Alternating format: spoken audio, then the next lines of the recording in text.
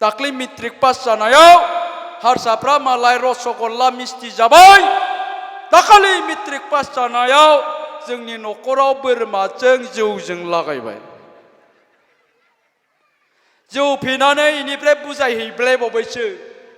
बुजायग्रायाबो जौ फेखांनानै नों माबादे साइन्स फरायदो नोंगोना नङा दिनै बहा जानो बेबायदिजों गथ'खौ गामिनि एल पि स्कुलाव हरदों माने गावनि खाफालनि बाथ्रासै आरो रोङोबाबो रोङाबाबो सरकारि स्कुलाव फरायनाय गथ'लाय बाव मोजां जानो क्लास 5 मोनबाय गावनि नामखौनो लिरनो रोङा ख'खौनो क्लियार नङा कारन मास्टार रायनोबो मोना बुनोबो मोना बिमा बिफायाबो थांसानोबा देरसान्दि थांलाय फैलायल' खालामदों ना हरखादों ना बिमा बिफाया फोरोङो ना गथ'आ फरायो क्लास 10 आव फरायनाय गथ'आ जुदि फासि नांनानै मुलि जानानै थैदोंब्ला थैखानायानो हामदों रिल बानायनाय समाव सिन्दुरखौबो खोमोरनानै लायो आरो सोरबा सोरबाथ' गुसुं गुसुंबो गानलायबावो जाय बुस्थुनि दामा खम जाबाय बेवहायनो होंगो दोंगो जायो मानसिफ्रा बेबायदिनो सोरबा सिख्लानि खिबु 10-12 जन 15 जन सेंग्राफ्रा खारफादों माने बे सिख्लानि दामा खम जाबाय मिथिबाय खम जाबाय बाइकजों ब्रुं थांनानै गोसथोनाय हिनजावनि लामायाव टिट टिट टिट टिट दामहैबाय गोसथोनाय हिनजावनि बिमायाबो मा होनो मिथिगौ ना नै फैबायानो नोंना एक्टरा थांदो बिमायाबो बिदिसो होनो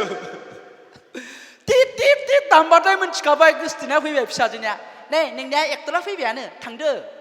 लोंखांनानै सिख्लाफ्रा फेबाथाय खानायखौ ओरै सिगांथिं लाबोनानै भिडिअ लानानै मोसायो एव एव उरजाय मोसानायाबो ओइ आदा माला लांगोन नों आंखौ एव एव सिख्ला मानसिया बिदि जायो नामा ससियेल मिडियायाव सोर बिहामजो लांगोन नोंसोरखौ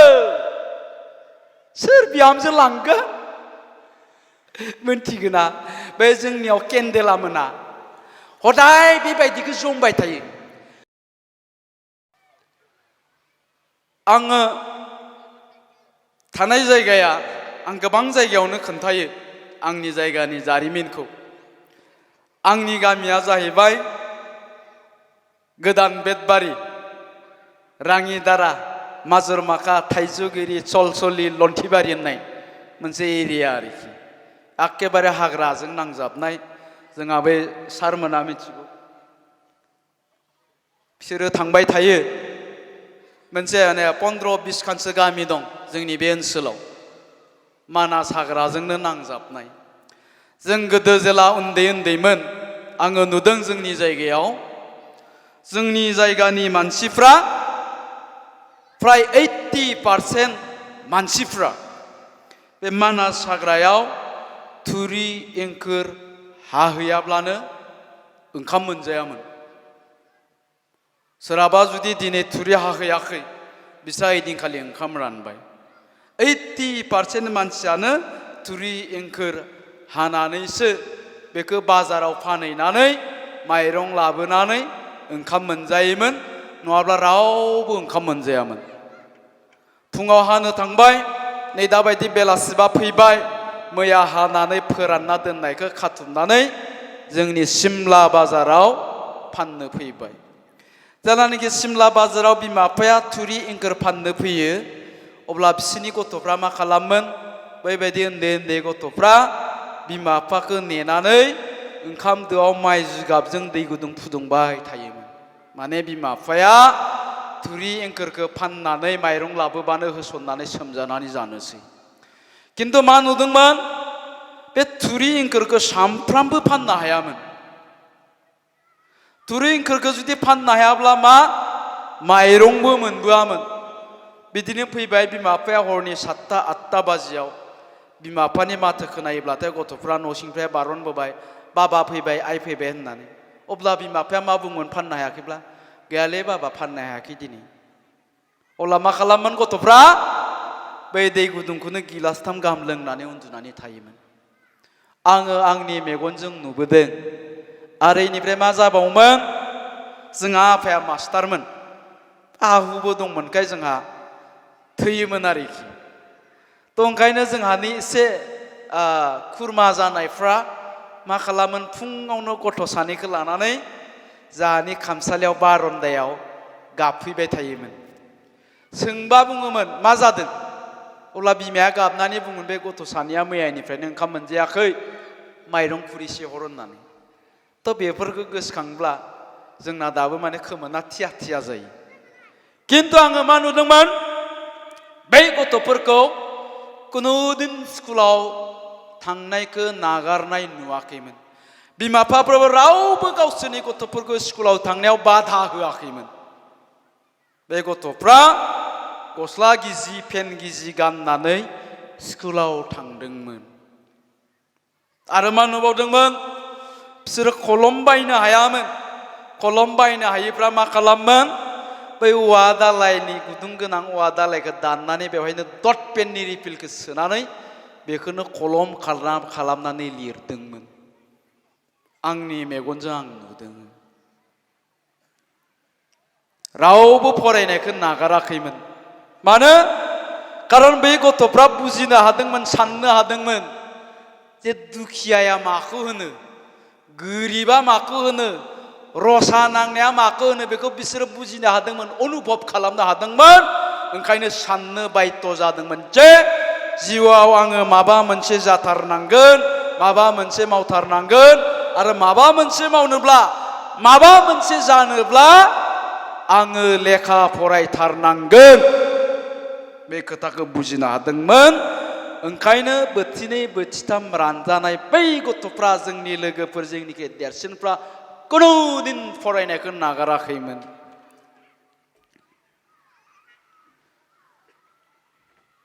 आरो दिनै बे गथ'फ्रा मा जाबाय सोरबा बिए पास जाबाय बिएससि पास जाबाय एमए पास जाबाय एमएससि पास जाबाय सोरबा मास्टार जाबाय प्रफेसार जाबाय पुलिस अफिसार जाबाय खेरानि जाबाय सोरबा गुवाहाटीयाव थायो सोरबा दिल्लीयाव थायो सोरबा जायगायावनो थायो बेनिफ्राय दिनै बे जोंनि जायगाखौ बे बेदबारि थाइजौगुरि लन्थिबारि राङिदारा सिमलिगुरि सलसलि होननाय बे जायगाखौ कख्लाबारियावनो बयनिख्रुइबो गोरों गोरोंसिन मानसि थानाय जायगा होननानै दिनै दिनाव रेकगनाइज होनो बायध' जादों दा आङो बुंनो नागिरदों दिनैनि समाव जोंनि जायगायाव बेफोर थासारिया गैला नोंथांमोननि जायगायाव बे थासारिया गैला नङा होमबा बै समावहाय जोंनि जायगायाव लामाबो गैयामोन दिनै लामा जाबाय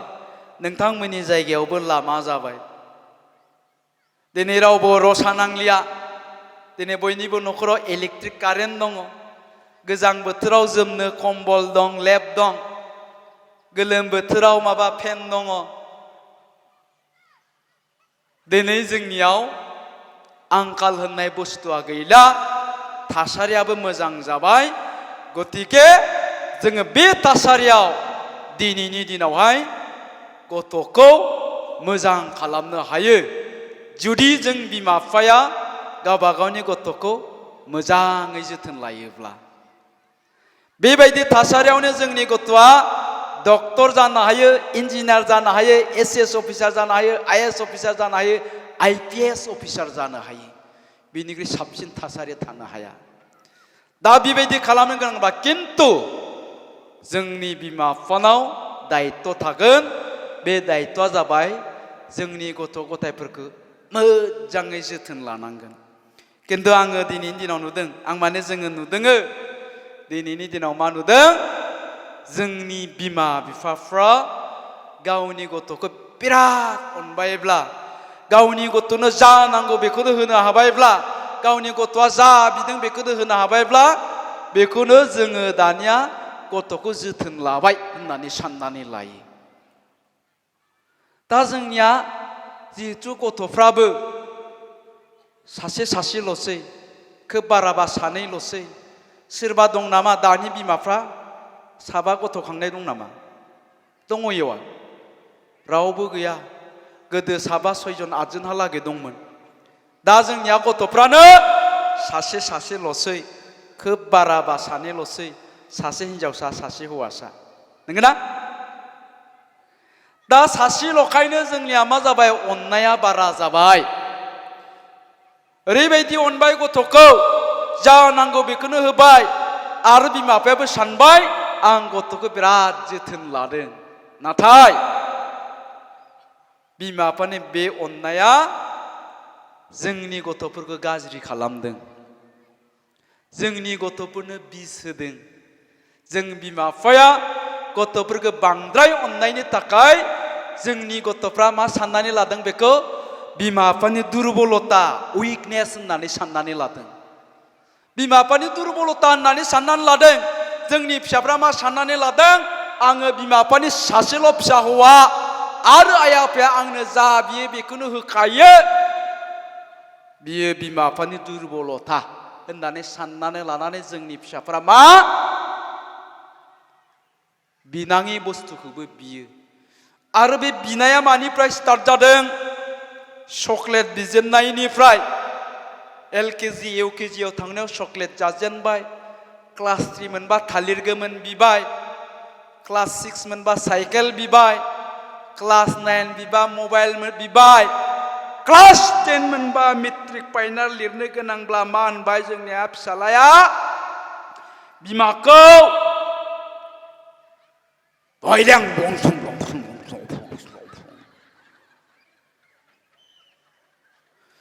होनदों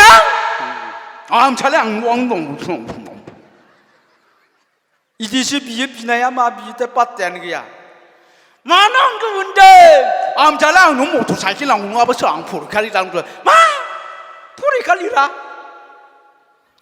फिसा हौवा सासेल' मेट्रिक फाइनाल लिरनो गोनां बाइक बिनाब्ला फरिखाखौनो लिरलानो फिसाला सासेल' जोंखौ गोदो मा होनोमोन आफायाथ' आंखौ मा होनोमोन मिथिगौ ना जोंहा साबा बिदा फंबाय दाय मोजां जानोबा जा नङाबा गोदोनायाव गाथेना दोन रखर खावा गथ' नों सासे थैब्लाबो जेबो जाया नों थैबाबो साब्रै थागोन आरो सासे थैबावब्ला साथाम थागोन आरो सासे थैबावब्ला सानै थागोन मा डेन्जारलै बोरायालाय गाथे गारनानैबो दोनगोन खोमालै होननानै बिराद गियोमोन जों दानिया फिसाला सासेयानो बुंबाय बाइक नांगौ बाइक मोनाबा आं मेट्रिक फाइनाल लिरला सेस बिनियाव मोनाबा आरो धमकी होबाय शाला फासि नांनानै थैगोनलां फासि नांनानैबो थैनो नागिरो मुलि जानानैबो थैनो नागिरो थैनायबो नुदों नालाय बेबायदिनो खोनायाखै होनबा क्लास 9 आव फरायनायानो मबाइल बिना मोनैनि फासि नांना थैदोंनो क्लास 10 आव फरायनायानो बाइक मोनैनि बिफाखौ रुवाजों देथारदोंनो मुलि जानानै थैदोंनो होननाय खोनाया होमबा दानिया आं बुंनो नागिरदों सोरबा क्लास 8 आव फरायनाय गथ' क्लास 9 आव फरायनाय गथ' क्लास 10 आव फरायनाय गथ'आ जुदि फासि नांनानै मुलि जानानै थैदोंब्ला बे गथ'नि जारिमिनखौ बोरलानानै नायोब्ला जों नुयो बे गथ'आ उन्दै समावनो सिगारेट सोबोमोन गान्जा सोबोमोन डेनड्राइटबो जायोमोन जौबो लोङोमोन दानि उन्दै बैसोआवनो निसा जातीय बाहायबाय थानायनि थाखाय नैबे गोरलै मेलेमा खावसेया नस्त जायो 50% नस्त जायो बेखायनो जोङो बेबायदिखौ आधा पागला होननानै बुङो मिथिबाय जायनि खर'आ खावसे गाज्रि जाबाय जायनि मेलेमा जाय मानसिया माने आधा पागला जाबाय बे आधा पागला मानसियासो फासि नांनोसैलां होनबानो फासि नांनानै थैनो हायो मुलि जाना थैनोसैलां होनबानो मुलि जानानै थैनो हायो रावबो हुस्थ' मानसि मोजां मानसिया फासि नांनानै थैनो हाया फिसाय थैजानाय दं बिमा थैजानाय दं हिन्जाव थैजानाय दं नंगौना फिसाया थैबाय होननानै रावबो फिसायजों अराव बारसोमनानै थैफायाखै थैदो नामा खारन बिनि खर'आ थिगैनो दङ दा ओंखायनो सोरबा क्लास 8, 9, 10 आव फरायनाया फासि नांनानै थैदों मबाइल बिना मोनैनि होनबाथाय आङो आखाइ खब होननानै बुङो आखाइ खबना हो थैखानायानो हामदों देरनायमोनब्ला आरो इ न'खरखौबो बुथारबावगौमोन नाथाय बिनि दायनिगिरियासो बिमा बिफायानो नंगौना नङा आं दहाय बुंनाया जोङो गथ'खौ बांद्राय अनद्रायदों आरो बांद्राय अननानै जा बिदों बेखौनो होबोबाय थादों इंराजियाव फंसे बाथ्रा दं हिउमेन वान्ट्स आर आनलिमिटेड होननाय मानसिनि लुबैनाया जोबनो थाङा दा बेखायनो जों बिमा बिफाया सांग्रां जानांगोन अननायानो गथ'खौ जोथोन लानाय नङा फिसाला सासेल' बे फिसा सासेयानो मोजां जाथारनांगोन नंगौना नांगौबा बिमाया फिसालाखौ थां सोबानानै उसुं गोदायै गाबहैबा आयै फिसा साबायसै खोमा मिथिबाय अननाया गोरबो सिङाव थानांगोन नैबे मोखाङाव महाकालिनि रुप लानांगोन बिमाफ्रा नङाब्ला दिनैनि दिनावहाय गथ'खौ फेदेरनाय जोथोन लानायनि ओंथियानो जाबाय मा होननानै बुंदोंनो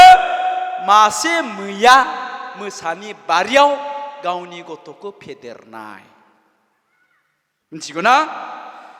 न'निफ्राय ओंखारलांबा सोरजों लोगो जाहैगोन मा लोंहैगोन मा मावहैगोन खुनु फात्ता गैया खारन न'नि बायजोआव दिनैनि दिनाव परिबेसानो बेबायदि मिथिबाय दा आं बुंनो नागिरदों बेवहाय जेसेबां बिमा दङ बेवहाय जेसेबां फरायसाफोर दं बेवहाय जेसेबां गथ' गथायफोर दङ ना बे जेसेबां बिमाफोर दङ बिसोरनि साफ्रोमबो फिसाफोरखौ जोङो जि खालामनो गोसो बेखौनो खालामनो हायो बे गथ'फ्रा बे फरायसाफ्रा जि जानो गोसो बेखौनो जानो हायो दा बिसोरखौ जों जि खालामनो गोसो बेखौनो खालामनो हायोब्ला दा बिमा बिफाया खालामनो गोसो दंना गैया बिनि सायावसो सोनारगोन आं बुंदों बेवहाय जेसेबां बिमा दङ बिसोरनि साफ्रोमबो फिसाफोरखौ जों जि खालामनो गोसो बेखौनो खालामनो हायो दा खालामनो गोसो दंना गैया बिनि सायावसो सोनारगोन दा खालामनो गोसो दंना गैया सानफेरदोंना सानफेराखै गावनाव खेबसे सोंनानै नाय सानफेरदोंना सानफेराखैब्ला जोङो दिनैनिफ्रायनो साननो हायो मिथिबाय बे सेल्फ कन्फिडेन्स बे आत्मबिश्वासा जोंनि बिमा बिफाफोरनियाव थानांगोन जे आंनि गथ'खौ आङो मेट्रिकआव 98% लाखिहोनो हायो आरो लाखिगोन आंनि फिसाखौ आं डक्टर खालामगोन इन्जिनियार खालामगोन मास्टार प्रफेसर खालामगोन बे आत्मबिश्वासखौ लानानै जों बिमा बिफाफ्रा जुदि गावनि गथ'खौ जोथोन लायोब्ला बिसोरखौ रावबो होबथानो हाया मानोना जोंनि फिसाफोरनो भगबाना बे शक्ति बे टेलेन्ट बे पावारखौ हरदों दा बे शक्ति बे टेलेन्ट बे पावारखौ जोंनि फिसाफोरनि गोरबो सिंनिफ्राय बायजोआव दिहुनना लाबोनांगोन डक्टर जानो हानायनि जा टेलेन्ट पावार शक्ति बेखौ बायजोआव दिहुनना लाबोनो हानांगोन मेट्रिकआव 99% लाखिनायनि जा शक्ति टेलेन्ट बेखौ बायजोआव दिहुनना लाबोनो हानांगोन दा बिनि थाखाय बिमा बिफानाव सेल्फ कन्फिडेन्स थानांगोन आत्मबिश्वास नाथाय जोंनि बिमा बिफाफ्रा जोंनिया मा सानो जों जाम्बा जाम्बिनि गथ'आलाय बहा डक्टर जानो इन्जिनियार जानो जों जानो गैयैनि गोरिबनि फिसायालाय बहा एसीएस अफिसार जानो आईएएस अफिसार जानो थ' जोंनि थिंकिंफ्रा नेगेटिभ आं बुंदोङो जोंनि गथ' गथायखौ जोङो डक्टर इन्जिनियार मास्टार प्रफेसर खालामनांगौनि थाखाय धोन सम्पति थाखा फैसानि गोनांथि जाया गोनांथि जायो नै बिनिसो नों मा सानदों गथ'खौ नों मा खालामनो नागिरदों बिनि सायावसो सोनारो दा जोंनि न'खराव मोनसे सोलायनाय जों लाबोनांगोन जोंनि न'खराव जों मोनसे परिबर्तन लाबोनांगोन बेवहाय सोरबा खामला मावनानै जाग्रा मानसि दङ हाजिरा मावनानै जाग्रा मानसि दं सोरबा थेला बोग्रा दङ सोरनिबा दखानाव खामानि मावनानै जाग्रा दङ दा बे न'खराव मोनसे सोलायनाय जों लाबोनांगोन दा सोलायनाय लाबोनांगोन बा सोरखौ थांखिनानै जों सोलायनाय लाबोगोन बे न'खराव बे न'खरनि गथ' गथायखौ लानानै बे नखराव थानाय गथ'आ लेखा गोरों जानांगोन बिनि अनगायै कुनु बिकल्प गैया जोंनियाव दा जारिमिनखौ बोरलाबा जों नुगोन दिनै बे बोरिमाखा जायगायाव सोरबा थेला बोग्रा दङब्ला बिनि नखरनि जारिमिनखौ बोरला दिनैनिफ्राय 60 बोसोर सिगां बिनि बिबौनि बिफायाबो थेला बोदोंमोन बिनि बिबौआबो थेला बोदोंमोन बिफायाबो थेला बोयो दा गावबो थेला बोयो दा गाबोन बिनि फिसायाबो थेला बोनो थांगासिनो दङ जुदि बे गावनि फिसाखौ लेखा गोरों खालामनो हायाब्ला आंथ' दहायनो बुंदोङो जोंनि गथ'फोरनाव भगबाना शक्ति हरखादों बिसोरनो टेलेन्ट हरदों जों जि खालामनो गोसो बेखौनो खालामनो हायो दा बेनि थाखाय नों मा सानदों बिनि सायावसो सोनारगोन होनना बुंनाया दा बेखायनो बेवहाय खामला मावनानै जाग्रा थेला बोनानै जाग्रा मानसिया दिनैनिफ्राय सिन्था खालामनो हायो आंनि फिसानि दिनाव आङो थेला बोनानै जाला आंनि फिसाखौ आं खामला हाजिरा मावनानै जाहोला आंनि फिसानि दिनाव आंबो मोजाङै जानोसै बिकल्पआ मोनसेल' आंनि गथ'खौ आं लेखा गोरों खालामगोन मास्टार प्रफेसार डक्टर इन्जिनियार खालामगोन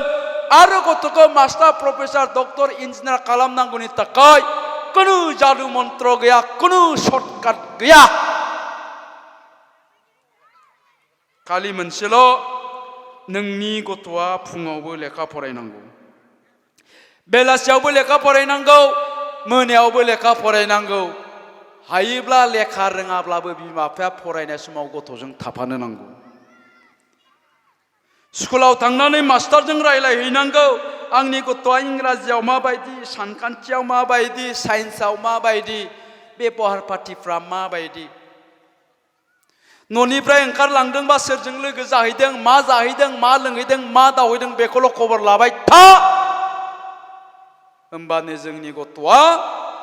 गुन गोनां सोलोंथाइखौ मोनगोन गामिनि एलपि स्कुलाव फरायनानै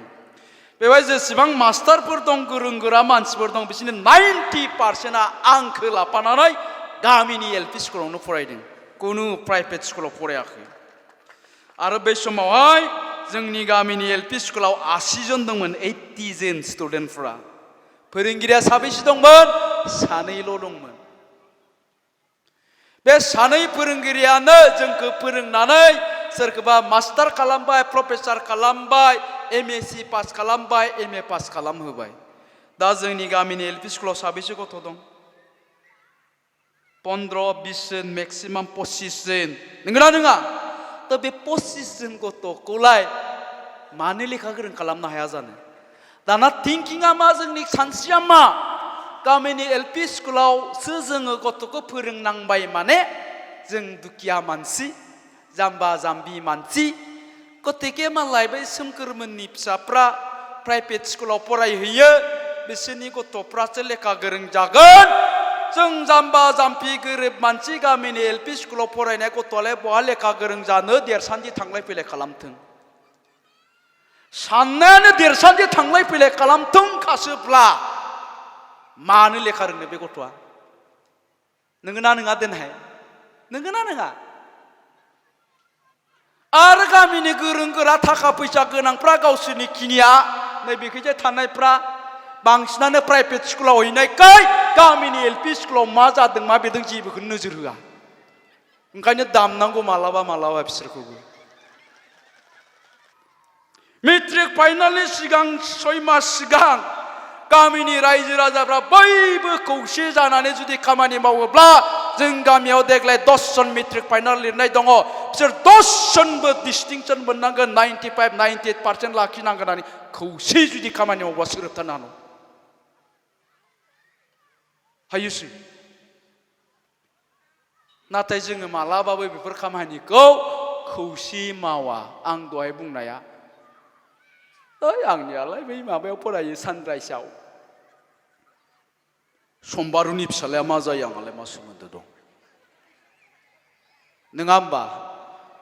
दा ओंखायनो जोंनि गामिनि एलपि स्कुलखौ मोजां खालामनो गोनांब्ला जोंनि गामिनि गोरों गोराफ्रा साफ्रोमाबाबो दायित्व थागोन आरो आं दहाय होननाया जोंनि बिमा बिफायाबो मोनसे सानस्रिखौ गारनांगोन दे देरसान्दिल' थांलाय फैलाय जाथोंसै गोबाङानो बेबायदिसो गथ'खौ गामिनि एलपि स्कुलाव हरदों माने गावनि खाफालनि बाथ्रासै आरो रोङोबाबो रोङाबाबो सरकारि स्कुलाव फरायनाय गथ'लाय बाव मोजां जानो देरसान्दि थांलाय फैलाय जाथो बाव रोंनो बे गथ'आ नोंगोना आङा आरो मा नुबावो बै मुसलपुरनि मा जायगायाव मोनथाय थांनाय बोसोराव ना 2 बोसोर सिगां नुदोंमोन ससियेल मिडियायाव मास्टारा बुदोंनो फिसालाखौ स्कुलाव फैनानै मास्टारखौ दुम दाखाल मानसिफोर लानानै आंनियाव बेबायदिनो जायो स्कुलाव मानास सेरफां एकाडेमियाव मा जायो मालाबा मालाबा आं मोनफैनायनि सिगां आंनि टेबोलनि सिगाङाव सियार लानानै बिमा गाबफैबाय थायो मा जादों सार फिसालाखौ बुनानै हरदो हा मा बुनाय बाव बुनाय थाफ्लि गोरै खुलिना होसिगोन फिंखौ खुलिनानै नायबाय गोसोम जामारदोंथ' बुनाया सोर बुनाय आमुक सारा आं लिरबाय ओरैजाय मानो बुनाय सार सानब्रै जाबाय हमवर्क खालामाखै आङो नोंसालाया सानब्रै जाबायनो हमवर्क खालामाखै खुदुमनानै हरनांगौ जुदि गथ'खौ मोजां जाजानो लुबैदोंब्ला बेयो जोंनि स्कुलनि माबा बिउ पानिशमेन्ट नङायो गथ'फोरखौ मोजां खालामनायनि मोनसे सिस्टेमसो आरो जुदि बेखिनिखौ सहायनो हायाब्ला गथ'खौ लानानै थां जोंहा बुंनांगौ खोथा गैया नोंनि गथ'आ सानब्रै जाबाय हमवर्क लिराखै बेखौ खुदुमनानै हरनांगौ साब्बास बेटा लिरनो हरबा बिदिनो लिरनानै लाबोना होनांगौ नामा दा बेबायदिनो जादों सरकारि स्कुलफ्राव सरकारि स्कुलाव गथ'फोरखौ बुनो मोनानो रायनोबो मोनबावानो रायबाबो कमप्लेन होयोब्ला मास्टारानो साख्रिया थाङो दा ओंखायनो मास्टारफ्राबो मा सिन्था खालामो माथो अरजानो मासा थांनांगौ आंहा दरमा मोनबानो जायो सानजानाय साननाय फारि मुखास्त' लानानै फैनो होयो मुखास्त'बो हाया बुनोबो मोना ओंखायनो मास्टारा टेबोलखौसो जगगासिनो जोनानै होयो मानसिखौ बुनो मोना माथो दरखार नांदों क्लास 5 मोनबाय गावनि नामखौनो लिरनो रोङा ख'खौनो क्लियार नङा खारन मास्टार रायनोबो मोना बुनोबो मोना बिमा बिफायाबो थांसानोबा देरसान्दि थांलाय फैलायल' खालामदों ना हरखादों ना बिमा बिफाया फोरोङो ना गथ'आ फरायो बुनोबो मोना गोदो जोंखौ मा बुङोमोन बे खन्थाइखौ गाबोन मुखास्त' लानानै फै आरो जाय मुखास्त' लानो हाया बिखुङाव थाव फोननानै फै आरो जाय स्कुलाव फैया न'आव थांनानैसो मोनगोन लाबदाङा सेस हरसे थारला मुखास्त' लानानै फुंनि 4टा बाजियाव सिखारना फुङाव मुखास्त' लानायासो गोसोआव थायोनोलै होननानै मुखास्त' लाबावोमोन जों थांबाय अखानायै मुखास्त' हैबाय जाय मुखास्त' हायाखै स्कुलाव फैयाबाबोथ' दिगदार दंखायो नालाय मुखास्त' हायाबाबो फैबाय बिखुङा बेरलाबबाय जै जोंनि लोगोफ्रा बुजाबाय जों मा खालामोन स्कुल गनाय लोगो लोगो थंब्लेट बारनो बे बुजानाय लोगोनि न'आवसो थांग्रोयोमोन ओमफ्राय बिमानो खोन्थायोमोन आयं आयं नोंसानि आमोखाया बुजादों होनना खोन्थायोमोन जोङो होमबाथाय बिमाया मा होनो मिथिबाय हामदों आथिंखौनो बुफायना हरनायबा जागौमोन लेखा फराया गोसो होनानै होनना बुङोमोन दा मा होनगोन बेबायदि बुना हरबा आं दहाय होननाया बिमाया स्कुलाव फैना गाबफैयो नङाबा बिफाया फैना मास्टारजों नांलायफैयो दा बेखायनो सांग्रां जा गारजेन नोंथांमोन गथ'खौ जुदि जों मोजाङै जोथोन लानो रोङा जोंनि गथ'फ्रा थाब थाब गाज्रि जायो जों जेरैहाय नुबाय थायो नंगौना क्लास 8आव 9आव 10आव फरायनायावनो जौ फाग्ला जानाय हिन्जाव फाग्ला जानाय बाइक फाग्ला जानाय जों नुयो आरो बै सिख्लाफोरखौबो आं बुङो जोंनि फरायसुलि लोगो नोंथांमोनखौ दा जोंनि आइजोफोराखौ माया समायना खालामो आइजोफोरनि केरेक्टारा आखला आखुआ आइजोनि आखला जुदि मोजांबा सभाब चरित्रआ मोजांबा बेखौ रेसम दोंसेजोंनो समायना नुयो होननानै बुंदों बियो गोसोमानो जाथों गन्थं थबसियानो जाथों खानाय खिंख्रियानो जाथों बेनि आखल आखुआ केरेक्टारा जुदि मोजांब्ला बे आइजोखौ समायना नुयो नाथाय जुदि आखला मोजां नङाब्ला नोंनि महरा जेसेबां समायनायानो जाथों लिपस्टिकआनो फोनबाय थायाथों बिउटि पार्लारावनो हाबबायानो थायाथों समायना नुबायानो थायाथों केरेक्टारा गाज्रिबा बे आइजोखौ समायना नुवा अबेसे बेबायदि सिख्लानि किबु किबु 10-12 जन सेंग्राफ्रा सामफ्रामबो खारफाबाय थायो जों बोरायफ्राबो खायदा लालायबावोसो मानो दा हमना ला बै बोरि माका सगाव अमा बेदरनि दामा सेरसेयाव 15 थाखाल'नोलै होननाय लोगो लोगो दानो जम थांजोबगो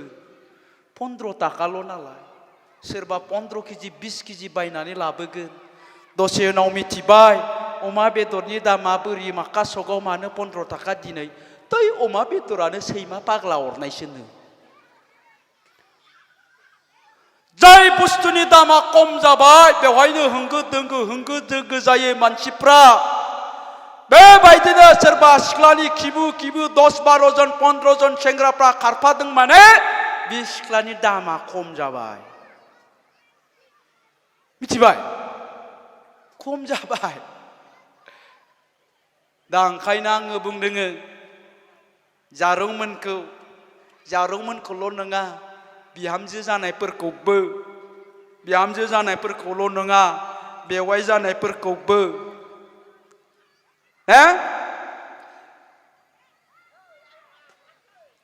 थांजायो दे बिहामजोजों रायजागोनबो थाब थाङाबा मिथिबाय दा आं बेखायनो बुंनाया आखलाबो बेबायदिनो आइजोनियाव थानाय आखला आइजोनि गाज्रि महरखौ लाखोमायो महरखौ रावबो नाया केरेक्टारखौ नायो आरो बे केरेक्टारानो आइजोखौ समायना खालामो आंनि गथ'खौ आं प्रफेसार खालामनो नागिरदों कारन आंनि गथ'आ मास्टार जानो हायो प्रफेसार जानो हायो आं जोथोन लागोन बे थांखिजों दिनैनिफ्राय गावबागावनि गथ'खौ जोथोन ला आरो बेखिनिखौबो बिमा बिफा जानानै जुदि जोथोन लानो रोङाब्ला बेनोसै आं दहाय बुंनाया क्लास 10 मोननाय लोगो लोगो जोंनिया फिसालाया आंनि बाइक नांगौ बाइक बियो बाइक मोनाबा मेट्रिक फाइनाल लिरला होननानै बुङो मास मोनसे जाबाय मास मोननै जाबाय बिबाबो मोनाखिसै ओंखायनो सानसेखालि फिसालाया मा खालामबायनो दरजाखौ ख्रे फांथेना थाबाय फुङावबो ओंखाम जायासै सानजौफुआवबो जायासै मोनायावबो दरजा खेङासै बिमाया ओरैनो हरबाय थायो हर गेजेराव 2थासो बाजियाव खिनो ओंखारबाथाय दरजाखौ लासै क्रेट खेंनानै बारिखिसे खिनानै ग्रोब उन्दुफैफिनबाय अखानायै सोरांफिनबाय दरजाखौ खुलियाखै सानसु जाबाय ओंखाम जायाखै मोना जाबाय दरजा खुलियाखै ओंखायनो मा जाबाय बिमाया मोनायाव उन्दुनायाव बिफाखौ सान्स लाबाय थाबाय रायलायनो बिफाया आरो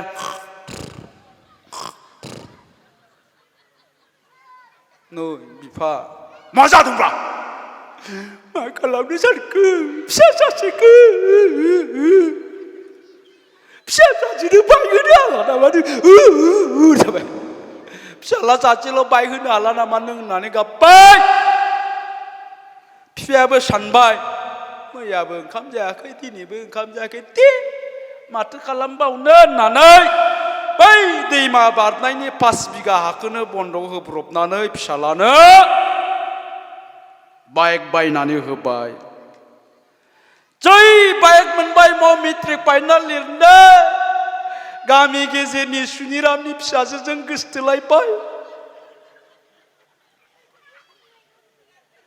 किबु उनाव लानानै गिदिंगासिनोसै बौ दारागाव बौ नामलां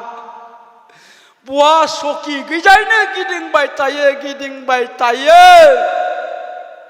सिख्लाफ्राबो जायनो बाइक दाम गोसानि लायो बेखौनो गोसो थोयो जायनो मबाइल दाम गोसानि लायो बेखौनो गोसो थोयो ओंखायनो सेंग्राफ्राबो दाम गोसानि बाइक बियो दाम गोसानि मबाइल बियो ओंखायनो आं बुंबाय थायो सिख्लाफोर बै नोंनि गोसथोनाय हौवानि बाइकआ बिफाखौ दम होना लानायसो होननानै मबाइलाबो बिफाखौ दम होनानै लानायसो मबाइल बाइकआथ' बाद दोन बै सेन्देलाबो बिफा बायना होनायसो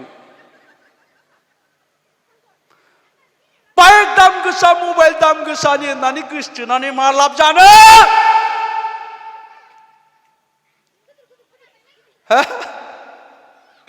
आरो बेबायदि गोसथोनायफ्रा मालाय WhatsApp ग्रुप दंनो WhatsApp ग्रुप गोबावद्राय जाबाय नामालै गोबावद्राय माने गोबाव जाबा दामासो बारायबाय थागोन आरोखि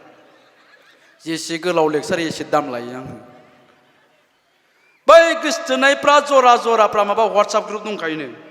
आंनोसो खोनाखै दे बाबुमोन जायफोर खिसोनदां ओरै WhatsApp ग्रुपआव मोनसे मेसेज हरबानो मालाय ज' जालायनो रायजोफोर मा होननानै बुंदों बे बोरिमाखा जायगानिया बोरिमाखानि फांसनखौ नाया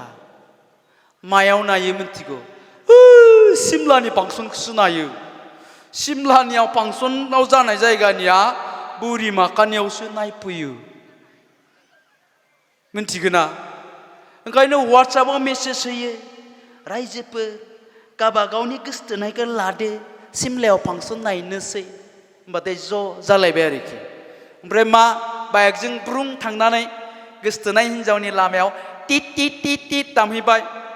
गोसथोनाय हिन्जावनि बिमायाबो मा होनो मिथिगौ ना नै फैबायानो नोंना एक्टरा थांदो बिमायाबो बिदिसो होनो टिट टिट टिट दामबाथाय मिथिखाबाय गोसथोनाया फैबाय फिसाजोनिया नै नोंनिया एक्टरा फैबायानो थांदो गोदो मा होनोमोन नै बेत्ति लामाखौ बारबानो आथिंखौ बुफायगोन आं होनना बुंमोन दानिया मा बिमाफ्रानो नै बेल दामबायानो नोंना गोसथोनाया एक्टरा थांदो जेबो बुङा थांबाय थांनानै फिसाजोआ हरनि खैथायाव फैफिनो हरनि 2टा 2:30 3टायाव फैफिनो गोसथोनाय सेंग्राजों थांनानै हरनि 2टायाव फैयोब्लाबो बिमा बिफाया अखानायै बे फिसाजोखौ जेबो बुङा बुङोसय जेबो बुङा बिसोरो थाङो फांसन नायनो बोरिमाखानिफ्राय सिमलायाव फांसनाव दसे मोनला मोनलि ओरै मोसाबाय दसे उनावहाय फांसननि उनखैजाय थानाय दुब्लि बारियावसो जमा जाहैयो बेयाव ज' थाहैनानै बिसोरो गानजासो सोबो बियार लोंहैयो गोजा बियार गारदावहैनि होननायनो र' बियार लोंहैबाय गोसथोनाय सिख्लाफ्राबो रोङो सेंग्राफ्राबो लोङो लोंखांनानै सिख्लाफ्रा फेबाथाय खानायखौ ओरै सिगांथिं लाबोनानै भिडिअ लानानै मोसायो एव एव उरजाय मोसानायाबो ओइ आदा माला लांगोन नों आंखौ एव एव सिख्ला मानसिया बिदि जायो नामा ससियेल मिडियायाव नुगोना नुवाखै सोर बिहामजो लांगोन नोंसोरखौ सोर बिहामजो लांगोन फिसालाफोरखौबो जों बुंखायो ओइ जानला मोनला हिन्जाव लाबोना खिन्थु आथिङा दानफाय जागोन दा गतिके नोंजों 3-4 4 माससो 5 माससो 6 माससो गोसथोलायबाय बेनि उनाव सिन्था खालामबाय हे जानाय नंलालै बेजों आफायाबो बुंबाय थाखायो जानला मोनला बिहामजो लाबोना होननानै जालदाब गारजालायबाय नोंस्रा मिथिबाय गारजाबायबा गावखौनो रिजेक्ट होननानै साननानै लाबाय गावखौ जाय रिजेक्ट होननानै साननानै लायो बेनो दारि गोलावजों खारफालाङो आरो नङाबा जों बायदि बोराय हौवाजों गोसथोलायो नंगौना नङा जों बायदि हिन्जाव थाखानायनाव मानो सेकेन्ड हेन्ड जाफैयो सिख्ला मानसिया खारना मा थारमाने बिसोर गावबा गावखौनो रिजेक्ट जाबाय होननानै साननानै लाबाय खारन बियो गोसथोलायनायजों बाइकआव खिबु उनाव गाखोना गिदिं गिदिं जौ लोंफायो गान्जा सोबफायो मा जाफायो पात्तायानो गैया सोरबा हौवायाखि गावनि हिन्जावखौ जौ फाग्लिखौ लागोन सोरबा फिसायाखि गावनि हिन्जाव सिगारेट सोबग्राखौ लागोन सोरबा हौवायाखि गान्जा सोबग्रा हिन्जावखौ हाबा खालामगोन दा बेखायनो सांग्रां जा फिसा हिन्जावफोर आइफोर मिथिबाय दा बेबायदिनो गिदिंथिंबाय थायो गिदिंथिंबाय थायो गिदिंथिंबाय थायो गिदिंथिंबाय थायो मा जाबायनो सानसेखालिनि गामिनि सेंग्राफोरजों हमनानै हरजाबाय दाना गामिनि सेंग्राफोरजों हमनानै हरजाबायबाथाय उपाय गैया लाबोआबाबो लानानै फैबाय बेनिफ्राय हिन्जावखौ गोसथोनायखौ लामायाव औवा सिङाव दोनबोथ'यो जाहैबाय औवा सिङाव दोनबोथ'नानै बिमाखौ गाबज्रिफैयो आइलै आइयै मा जादों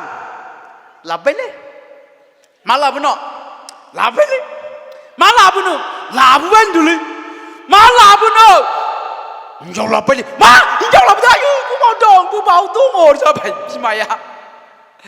नायबाय साथि लानानै औवा सिंथिंजाय आयै माथो गोरलैथार बहानिफ्राय लाबोखो फाग्ला गथ'आ आरि जाबाय 16 बोसोरानो जायाखै लानानै फैबाय नै बिफा ओंखारबो मा जादों नोंहा नै लाबोबाय मा लाबोदों लाबोनो नोङो नोंसालाया हिन्जाव लाबोबाय मा खुगाब्लां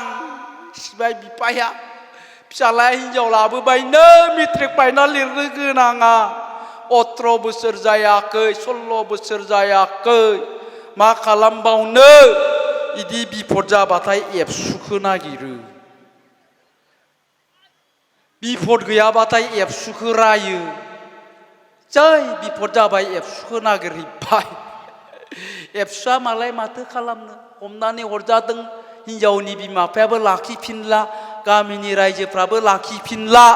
सिरि सिरि हाबा होखोमाबाय 6 मास जानाय लोगो लोगो 35,000नि मबाइलखौ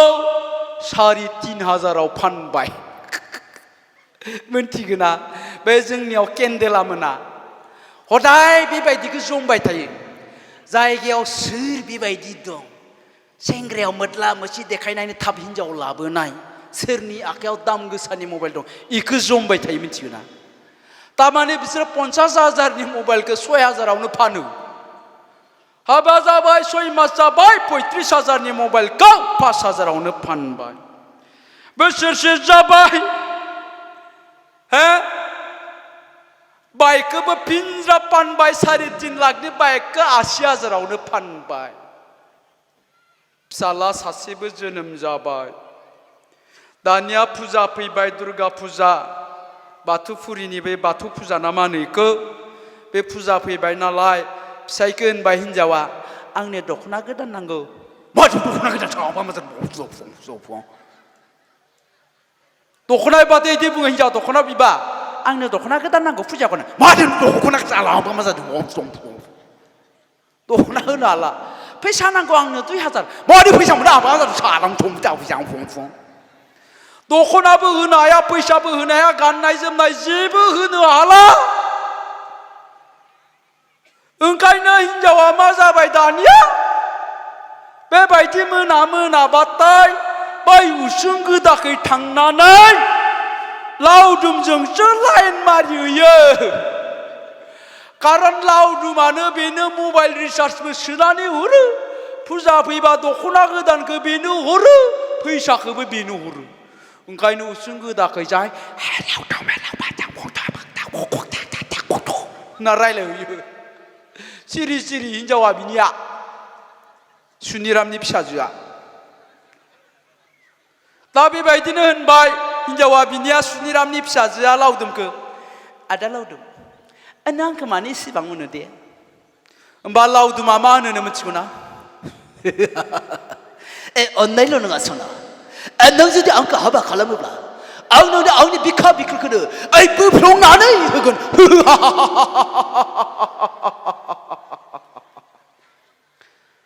हाबा खालामबा बिखा बिख्लोखौनो बोफ्लंनानै होगोन होनबाय